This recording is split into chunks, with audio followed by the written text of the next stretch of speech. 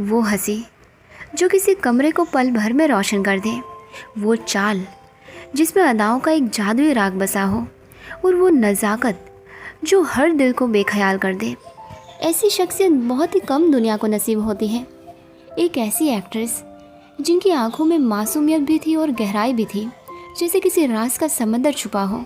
वो जब भी पर्दे पर आती तो लगता मानो समय थम गया हो और दुनिया बस उनके इर्द गिर्द घूम रही हो। वो सिर्फ एक अभिनेत्री नहीं बल्कि एक एहसास थी। हंसी में छुपी मासूमियत, अदाओं में छुपी शरारत और चेहरे पर बसी एक अनकही कहानी। आज मैं एक ऐसी एक्ट्रेस के बारे में बात करूंगी जो एक ऐसी मोहब्बत थी जिनसे दुनिया की नज़रें कभी तृप्त नहीं हुई। उनके चेहरे की मासूम मुस्कान में ऐसा जादू था कि मानो सारी उदासी पल भर में मिट जाए, और उनकी नज़रों का असर ऐसा कि देखने वाला गुम हो जाए। उनकी अदाओं की नरमी, चाल की लय और आवाज़ की मिठास, ये सब मिलकर उन्हें किसी परी से कम नहीं बनाते थे। वो चमकती हुई परछाई नहीं थी बल्कि एक ऐसी रूह थी जिन्होंने अपनी ज़िंदगी में अद्भुत हिम्मत के साथ दर्द झेला। चेहरे पर जो मुस्कान मिलती थी उसके पीछे अनगिनत अधूरी चाहतें, अकेलापन और बचपन की उन खालियों की खलक छिपी रहती थी। शोहरत के मंच पर सर झुकाते नहीं दिखी, पर रातों में उनके दिल पर बोझ सा छाया रहता। प्यार की तलब, भरोसे की कमी और उन रिश्तों के टूटने का असीम अंधेरा। हर किसी ने उन्हें खूबसूरती और चमक के नाम से जाना, मगर सच ये था कि वो हर हंसी के पीछे एक टूटा हुआ सपना लेकर जीती रही। ये थी मर्लिन मोनरोय, मशहूर हॉलीवुड अभिनेत्री और दुनिया की सबसे बड़ी ग्लैमर आइकन, जिन्होंने शोहरत की बुलंदियों को छूने के बावजूद अपनी ज़िंदगी में गहरा दर्द और तन्हाई झेली। उनका जन्म 1 जून 1926 को लॉस एंजलिस, कैलिफोर्निया में हुआ था। बचपन से ही उनकी ज़िंदगी आसान नहीं रही। उनका असली नाम नॉर्मा जेन मॉर्टेंसन था। पिता का साया सिर पर नहीं था और माँ मानसिक रूप से अस्वस्थ रहती थी, जिसकी वजह से उन्हें स्थिर परिवार का सहारा कभी ना मिल सका। बचपन का बड़ा हिस्सा अनाथालय और फोस्टर होम्स में बीता। कई बार उन्हें अलग अलग परिवारों के पास भेजा गया, जहां उन्हें प्यार और अपनापन कम ही मिला। छोटी उम्र से ही अकेलेपन और संघर्ष ने उनका साथ नहीं छोड़ा, लेकिन इन्हीं मुश्किलों ने उनके अंदर जीने की एक अनोखी ताकत और ख्वाबों को पूरा करने का जुनून भर दिया। वो मासूम लड़की जिसने बचपन में प्यार और सुरक्षा की कमी महसूस की, आगे चलकर पूरी दुनिया के लिए मोहब्बत और आकर्षण का सबसे बड़ा नाम बन गई। उनकी फिल्मों तक पहुंचने की कहानी किसी फिल्मी किस्से से कम नहीं थी। शुरुआती दिनों में उन्होंने एक फैक्ट्री में काम करना शुरू किया था, जहां हवाई जहाज़ों के पार्ट्स बनाए जाते थे। उसी दौरान एक फ़ोटोग्राफ़र की नज़र उन पर पड़ी और उनकी खूबसूरत तस्वीरें मैगज़ीन में छप गईं। यहीं से मर्लिन का मॉडलिंग का सिलसिला शुरू हुआ और धीरे धीरे लोग उनके आकर्षण और मासूम अदाओं के दीवाने होने लगे। मॉडलिंग से उन्हें आत्मविश्वास मिला और उन्होंने हॉलीवुड में किस्मत आजमाने का फैसला किया।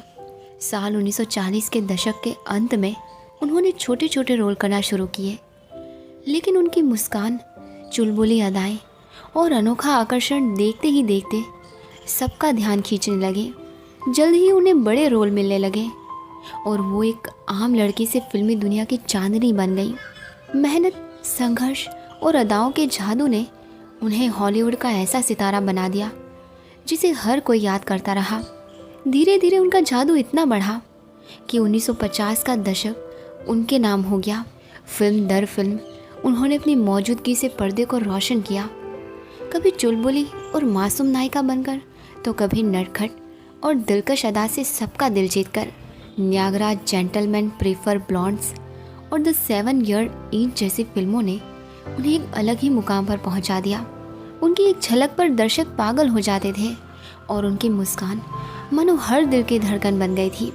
उस दौर में दोस्तों उन्हें ब्लॉन्ड बॉम्बशेल कहा जाने लगा, लेकिन वो सिर्फ हुस्न की मूरत नहीं थी। उनके अंदर बेहतरीन अदाकारा छिपी थी, जो गहराई और भावनाओं को बड़े सहज अंदाज में पर्दे पर उतार देती थी। उनका नाम धीरे धीरे पूरी दुनिया में शोहरत का दूसरा नाम बन गया। हजारों सपनों वाली वो लड़की अब हकीकत में करोड़ों सपनों की रानी बन चुकी थी।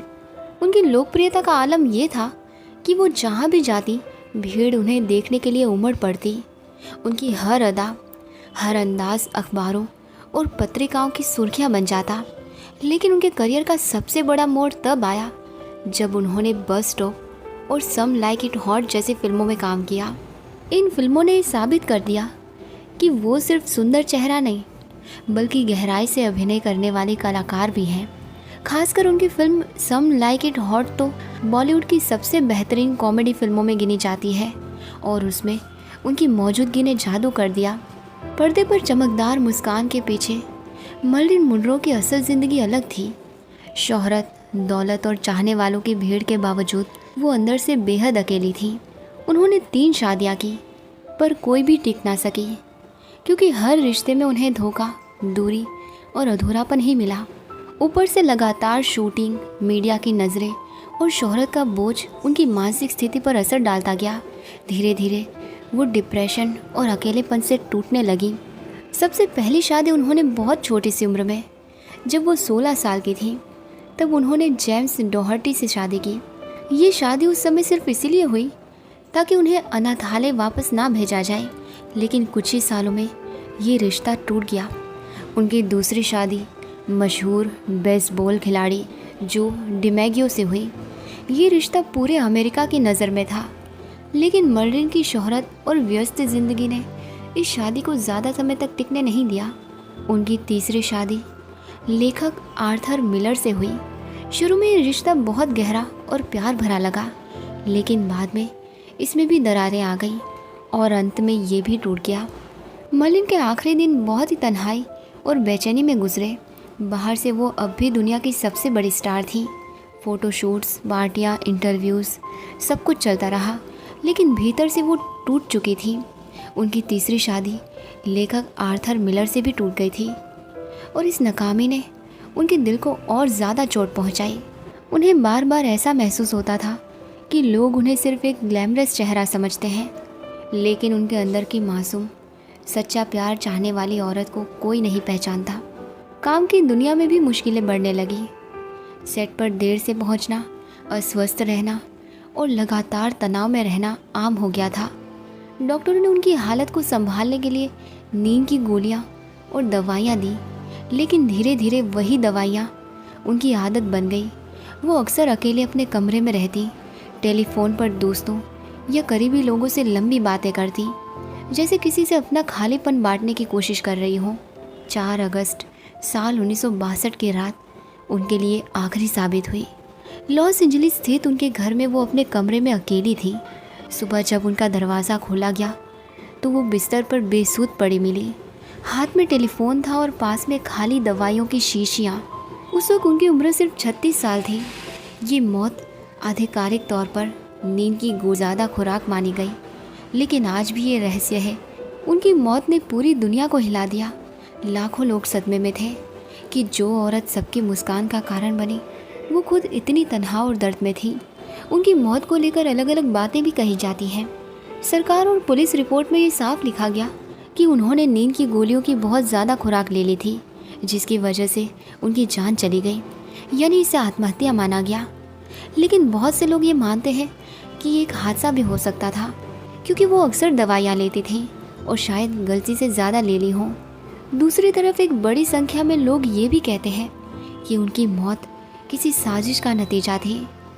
उस समय उनका नाम अमेरिका के राष्ट्रपति जॉन एफ कैनेडी और उनके भाई रॉबर्ट कैनेडी से जुड़ने लगा था।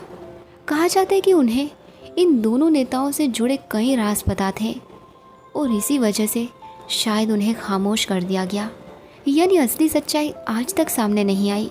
आधिकारिक तौर पर इसे आत्महत्या कहा गया, लेकिन बहुत से लोग मानते हैं कि ये हत्या भी हो सकती थी। उनकी मौत रहस्य बनकर रह गई और इसी ने उनकी कहानी को और भी दर्दनाक और रहस्यमय बना दिया।